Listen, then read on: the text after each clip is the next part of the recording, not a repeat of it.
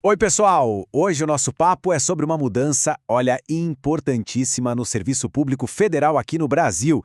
A gente vai destrinchar o Decreto 12.536, que basicamente estabelece novas regras para os concursos. Vamos entender direitinho como é que isso vai funcionar na prática.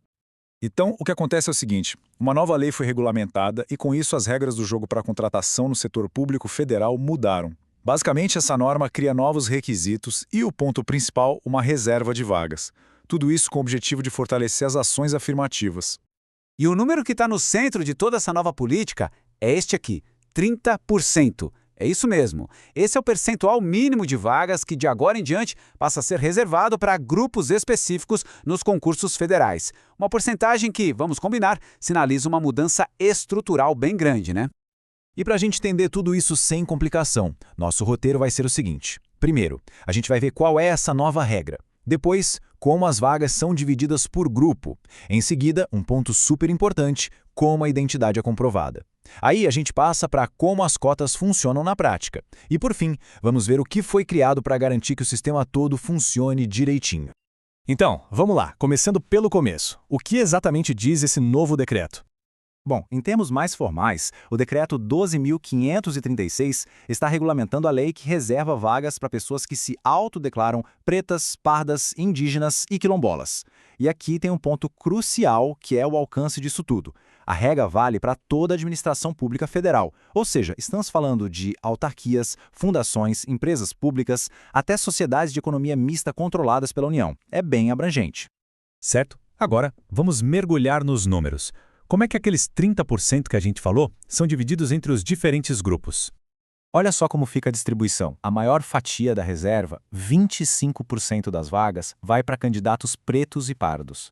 Depois, a gente tem 3% para indígenas e 2% para quilombolas. Somando tudo, dá os 30%. O restante, os 70%, é o que a gente chama de ampla concorrência, que, claro, é aberta para todo mundo. E aqui, para não restar nenhuma dúvida, a gente vê os números bem organizadinhos. 25% para pretos e pardos, 3% para indígenas e 2% para quilombolas. É importante lembrar que esses são os percentuais mínimos que o decreto define para todos os concursos federais, ok?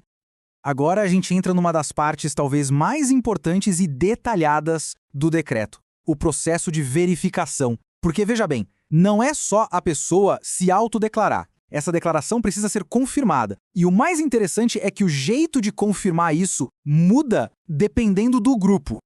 E existem basicamente dois caminhos para essa confirmação.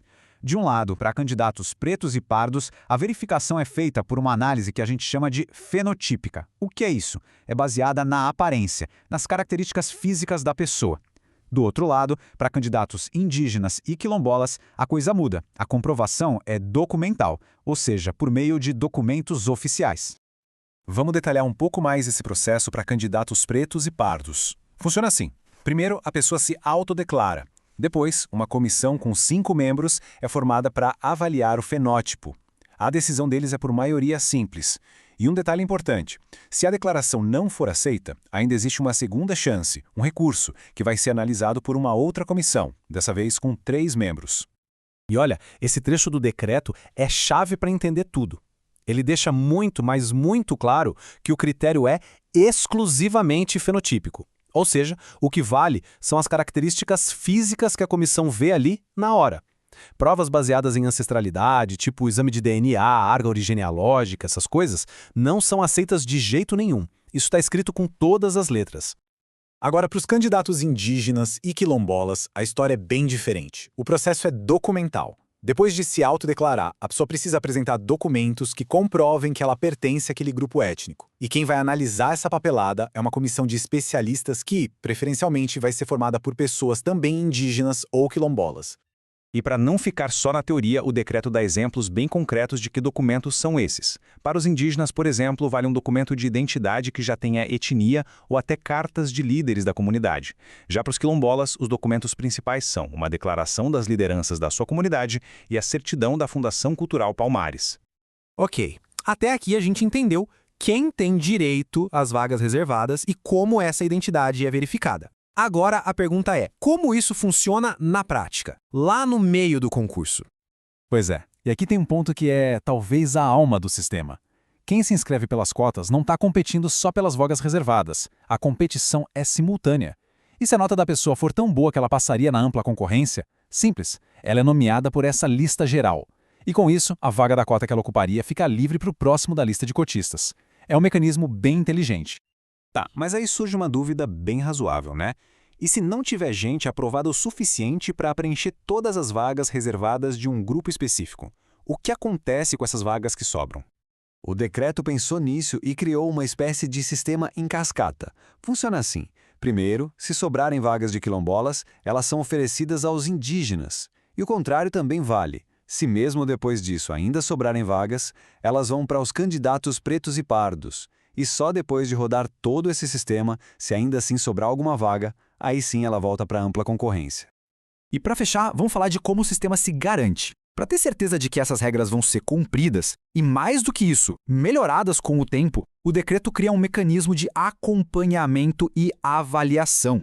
E esse mecanismo é um comitê de acompanhamento e avaliação. O nome já diz tudo, né? A função dele é exatamente essa: ficar de olho na aplicação das regras, monitorar tudo e avaliar os resultados, para ver se a política está realmente funcionando como deveria.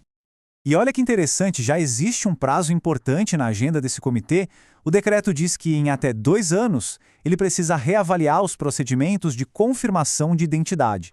Isso é um sinal bem claro de que o sistema não está escrito em pedra, sabe? Ele pode e deve ser ajustado com base no que for aprendido na prática.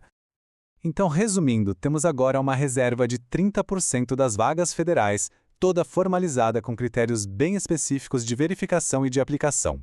A grande questão que fica no ar é: e agora? Quais são os próximos passos e os impactos dessa política a longo prazo no desenho do serviço público brasileiro? É uma discussão que, com certeza, está só começando.